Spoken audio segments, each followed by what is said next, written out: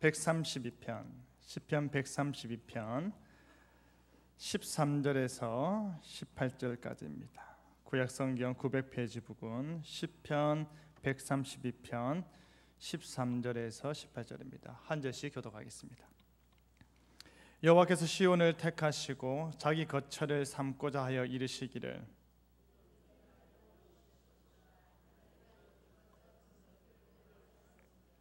내가 이 성의 식료품에 풍족히 복을 주고 떡으로 그 빈민을 만족하게 하리로다.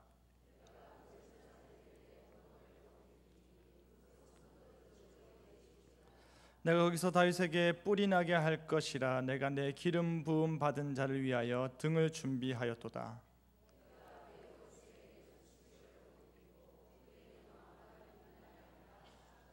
아멘. 성전에 올라가는 노래를 살펴보고 있습니다. 오늘 우리가 읽었던 132편은 성전 봉헌을 하며 다윗의 나라에 하나님의 은총이 충만히 내리기를 구하며 지어진 찬송입니다. 이 시의 전반부의 배경은 다윗이 자신이 이렇게 좋은 곳에서 평안한 삶을 살고 있는데 하나님의 언약궤가 여전히 6절에 에브라다 즉 기랏 여아림의 누추한 곳에 있다는 그 사실에 배경이 놓여 있습니다. 앞서 3절과 5절을 보시면 다윗은 이렇게 서원합니다. 야곱의 전능자의 성막이요 여호와의 언약궤를 찾기 전까지는 다윗 자신은 자신의 집에 들어가지도 침상에 오르지도 눈으로 잠들지도 눈꺼풀로 졸게 하지 아니하겠다 하였습니다. 이제 다윗이 언약궤가 놓인 곳을 찾은 뒤 기쁨으로 예배하며 찬양하기를 8절에 여호와여 일어나사 주의 권능의 궤와 함께 평안한 곳으로 들어가소서 하였습니다. 시편 132편은 시온이 갖는 신학적 의미를 가장 잘 보여주면서 신앙의 순례자들이 시온으로 와야 할 이유를 말해주고 있는데요. 그 시온에 대해 시인이 구체적으로 노래하고 있는 것이 무엇인지 함께하는 열망이란 제목으로 말씀을 나누도록 하겠습니다. 첫째로 하나님이 원하신다입니다. 14절에 하나님께서 말씀하시기를 이는 내가 영원히 쉴 것이라. 내가 여기 거주할 것은 이를 원하였음이니라 라고 하셨습니다. 이는 하나님께서 시온을 자신이 거룩히 임할 지성소의 자리로 택했음을 알려주는 것입니다. 그뿐 아니라 하나님께서 다윗을 언약 백성의 왕으로 택한 사실과 시온을 연관지어서 말씀하고 계신 것입니다.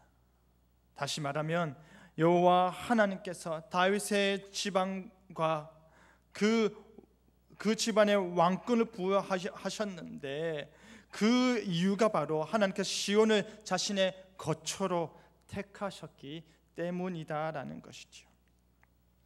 이 시온은 바로 하나님께서 영원히 쉴 곳을 말하고 있습니다. 언약궤가 어떻게 시온에 이르게 되었는지 여러분은 잘 알고 계실 것입니다. 하나님의 언약궤는 광야 40년을 지나서 요단강을 가로질러 약속의 땅으로 들어왔습니다. 제사장들이 된 언약궤가 요단강을 건널 때 가장 첫 발임과 동시에 모든 백성들이 약속의 땅에 영광스럽게 입장한 뒤에 끝발이 되었습니다. 그런 뒤 하나님의 임재의 상징인 언약궤는 실로에 머물렀고 사사시대 때는 베델과 미스바를 거쳐서 기랏 여아림에 20년간 머물렀습니다. 이후 언약궤를 시온으로 드리는 과정 중에 베레스 우사 사건으로 오벳 에돔의 집에 3개월 동안 있은 뒤에야 비로소 시온으로 들어오게 되었습니다. 여러분, 언약궤가 상징하는 바가 무엇이라 하였습니까? 바로 하나님의 임재입니다. 엘리 제사장 시대 때 그의 두 아들은 언약궤를 전쟁터로 가지고 가 승리를 기원했습니다. 온 백성들은 기쁨의 함성을 크게 질렀고 적군들은 그 큰 함성을 듣고 두려움에 떨었습니다. 언약궤가 이스라엘 군대 진영에 들어왔다는 바로 그 이유 하나 때문이었습니다. 하나님의 임재하심이 그곳에 있다라고 여겼기 때문입니다. 하지만 인간적인 생각과 판단이, 율법에 따르지 않는 그들의 수단이 그의 임재하심의 거룩성을 훼손하였고 결국에 함께하심의 은혜를 놓쳐버렸습니다. 빼앗긴 언약궤는 이곳 저곳 떠돌았고 그렇게 하나님의 언약궤는 기약 없이 여기저기 놓여 있었지만 그 모든 것 역시 하나님의 섭리하심 가운데 이루어진 것임을 알 수가 있습니다. 왜? 그전에는 언약궤에 대한 관심이 줄어들었을까요? 왜 다윗 이전에는 언약궤를 거룩하고 구별된 장소에 두고자 하는 열망이 일어나지 않았을까요? 나라가 여전히 불안하였기 때문입니다. 그렇기 때문에 하나님께서 특별히 그가 외모가 아닌 마음의 상태, 그 심령을 보고 택한 다윗을 통해서 그의 나라에 하나님의 통치하심을 드러내셨고 정한 때가 되어서 언약궤를 시온으로 옮길 수 있도록 섭리하신 것으로 밖에는 볼 수 없는 것입니다. 하나님께서도 이제 그곳에서 영원히 쉬길 원하셨기 때문입니다. 이전과 같이 실로, 베델, 미스바, 기럇, 여아림, 오벳 에돔의 집과 같이 잠깐 머물고 또 떠나거나 옮기거나 이곳저곳 옮겨지는 것이 아니라 영원히 그곳에서 쉬신다 하십니다. 그뿐 아니라 내가 여기 거할 것은 이를 원하였음이니라 라고 하나님께서 말씀하십니다. 하나님께서 원하시는 것입니다. 사랑하는 성도 여러분, 하나님께서 자신이 안식할 곳을 원하십니다. 왜 시온을 기뻐하시고 왜 시온을 원하셨을까요? 그것은 바로 다윗을 통해 그의 나라가 세워질 것이기 때문입니다. 하나님은 다윗을 통하여서 그의 통치하심을 드러내었습니다. 다윗은 하나님을 드러내는 왕이었기 때문입니다. 하나님께서는 자신의 영광이 드러나고 하나님께서 자신의 이름이 높임을 받는 바로 그곳에 영광 중에 임재하시며 안식하시길 원하셨다라는 것입니다. 사랑하는 성도 여러분, 하나님께서 성도라 불리는 존귀한 자들을 통해서 그들의 삶 속에 임재하시고 함께하길 원하십니다. 하나님의 임재하심과 성령의 충만하심과 그리스도와의 친밀함을 강력히 누리길 원하십니까? 그렇다면 다윗과 같이 하나님을 모시고자 하는 그 열정, 하나님을 먼저 생각하는 그 순수함, 하나님을 자신의 삶의 중심에 두는 그 정신을 본받으시길 바랍니다. 주여, 내 삶 속에서 충만히 임하여 주시옵소서. 주여, 내 삶 속에서 늘 가까이 함께하여 주시옵소서라고 구하는 저와 여러분 되기를 간절히 바랍니다. 하나님께서 진실로 우리의 삶 속에서 강력히 임재하길 원하시는 저와 여러분 되기를 간절히 바랍니다. 둘째로, 하나님께서 복 주신다입니다. 15절을 보시면 하나님께서 자신이 그 시온에 거하길 원하시는 그 성의 백성들에게 식료품을 풍족히 복 주시고 떡으로 만족해 하신다 하십니다. 여기서 우리가 알 수 있는 것은 하나님께서 이렇게 하기를 강하게 원하신다는 것입니다.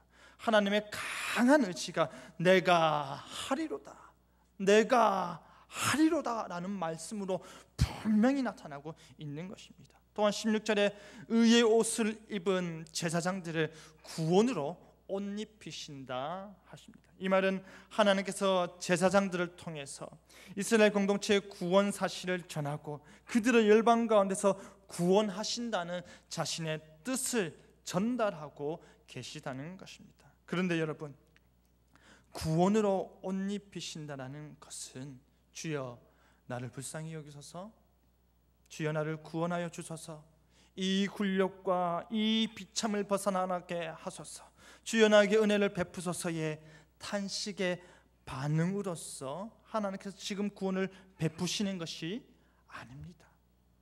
하나님께서 이스라엘 제사장들에게 구원을 옷 입히시고 그 성도들이 즐거이 외칠 수 있도록 하시는 것은 그의 주도적인 섭리의 결과인 것입니다. 하나님께서 시온을 자신의 거처로 삼으시고 그 시온에 사는 자들을 먹이시며 돌보시는 이유는 바로 하나님의 주권에 있는 것입니다. 하나님의 섭리하심에 있는 것입니다. 하나님의 뜻하심에 의한 것이라는 말입니다. 보다 쉽게 말을 하면요, 구원은 인간의 노력과 인간의 공로와 인간의 간절함으로 얻어지는 것이 아니다라는 말입니다. 구원은 인간의 기도와 인간의 헌신과 우리의 선행으로 얻어지는 것이 아니다라는 말입니다.